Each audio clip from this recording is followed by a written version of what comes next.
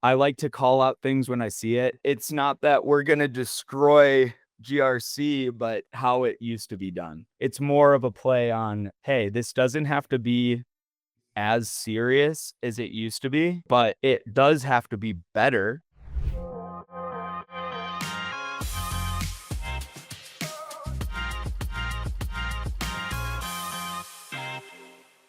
Thank you so much for joining us today. It's a pleasure to have you here as part of the GRC Top Voice program. If you can talk a little bit about yourself and where you work at, what does your day-to-day look like? My name's Jack Rumsey, and currently I'm the head of GRC at Swimlane, which is a security automation company based out of Denver. I got my foot in the door to this industry through internal IT audit at State Farm, and then did the journey of all things IT audit. So internal audit, went to KPMG to work as an external auditor on SOCs, so IT general controls and SOC 2 reports. Then I found my way to Shellman, just on the SOC 2 team, so writing those reports from start to finish. Made my way back into industry and worked at DaVita in more of a internal risk role before meeting my current boss, who is the CISO of Swimlane. And I got the head of GRC role because I wanted to do things differently. And so it was basically my first time going into the startup world from either a large, big four audit firm or a large public company.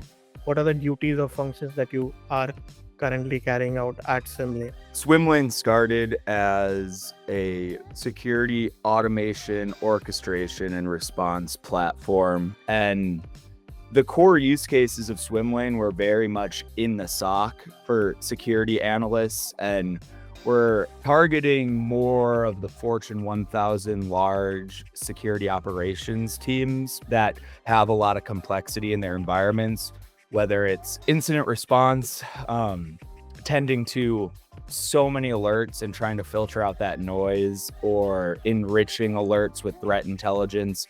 How we got our foot in that automation door is basically gluing security systems together, having a source of truth in a records management way. So taking all those systems data, compiling it into a record, and making it actionable for an analyst. And that's basically what the company's been for a very long time. And then I jumped in just purely as our GRC person to get us, to the next kind of level of maturity. As we're a smaller company dealing with larger companies, you can imagine that it's impossible to really have your foot in this space without going through the proper audits. So when I came in, I was just leading the basics, the SOC 2 Type 2. Then we continued on to get our ISO 27001. And as we mature, we're going into privacy and AI in the ISO family and CMMC. But the interesting thing about it is the product has evolved a lot since I've come, and we're trying to really position it as a security and GRC automation tool. So not just those core SOC use cases, but really you can automate anything you want. And so there's a lot of opportunity to automate compliance controls. I realize that many of the things that we prove out were actually happening in our own internal instance of the product, because we were starting to do things like having asset management in Swimlane and having very robust like CMDB in Swimlane, and also just getting us through the audits has been a fun journey. In the 2 years you've been at Swimlane, have you faced any major challenges?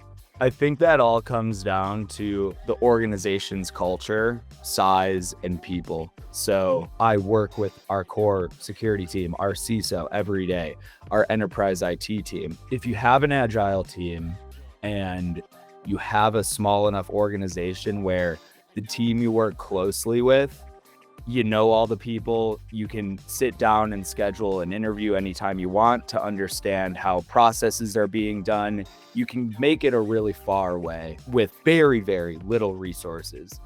when it starts to get expanded and siloed, the resources may start to not matter. You could expand your GRC team to 30 people, but if all of the teams that have control owners, it may be hard to even scope out who's responsible for what. And I've found that that's the hardest thing in audit and in risk in general, is just the siloed teams. And I know that sounds generic, but it's very true. It's pretty easy to test things on the fly and understand what people are doing, even with only a couple people. But you have to have people that it's not bureaucratic, and they're not gatekeeping what they're doing, and they're not saying, let's set up a bunch of meetings and sort of withhold what we're doing because we don't want to have you come in and write us a finding type thing. The biggest challenge is, you don't have the support of 30 people to delegate work out to. So you kind of in turn become, like a rent-a-cop, and you're trying to herd cats and be like, I need to know every control, everything that someone's doing. If you start thinking about it like you have to have 100% control, it can get extremely mundane extremely quickly. So that's a takeaway I would say, is hire people who can champion security in those functions, and it'll get you a lot farther, because one or two of those people can save the day when it comes to getting your controls right. Are there any other pointers that a company can take care of as they grow before everything becomes fragmented and out of control? It will save a lot of time on the back end if you can find a way to perform vulnerability management controls and access control that are scalable. Because when it starts scaling out and you don't have something to come back to, whether it's the right access groups based on job responsibility or teams, or a methodology of what we're going to consider a critical system or a privileged access, as opposed to a SaaS system that marketing might be used as a business supporting tool. If you don't have the foundation to when that hyper growth happens and 100 people come on in a year, that's when it gets harder to pass audits. More problems arise that take you away from the day job, and just going back to the basics when it's already exploded in your face is a lot harder than having thought of it when it was calmer. And you could say the same exact thing about vulnerability management, especially when it comes to actual software development piece of it. And there's always going to be controls in these aging frameworks that talk about patching systems. That certainly is applicable to a variety of organizations. If you don't have a good foundation, and I think a lot of SaaS startups might not have that maturity because they're just like, oh yeah, it does it for us, or like they don't really know, because then it's like, wait, we actually can't remediate some of these vulnerabilities unless we spend 2 months testing to make sure it doesn't break anything. So I think those two areas to me are like advice I would give, or spend some time on it. What's next for you as a goal for Swimlane? What are the things that you're looking forward to as next steps? Company-wise, we're always going to be maturing our compliance program to make it frictionless to close more deals. I'm still very much in that startup grind, where we all want to see a good outcome there. And I think a more interesting goal in Swimlane for me and the GRC team that comes in the future, and the security team, is building some of the cool stuff that we do internally for our control environment and making those available in a more generalized context on our marketplace and giving those insights to our customers. So we're at the ground level with out of SOC use cases, but sky's the limit there. And so I'm hoping to push the boundaries of what compliance automation can be while working here. And then on the other side of just personal growth, I am finally doing some homework, and that's actually going to be in the more of the privacy space. So taking some IAPP certifications for what a DPO is supposed to do, because you sort of fall into that role pretty quickly when you're at a small company, and you can only get so far I think, just with common knowledge before you really need to take some time to continue to be a subject matter expert, because things are changing all the time. There's a bunch of new US privacy laws. So for me, it's just about continuing to learn. Are there any specific use cases that you want to talk about, right? That you have essentially solved for using AI that could be either GRC or security related? The AI we see that I run into every day, it's Gen AI.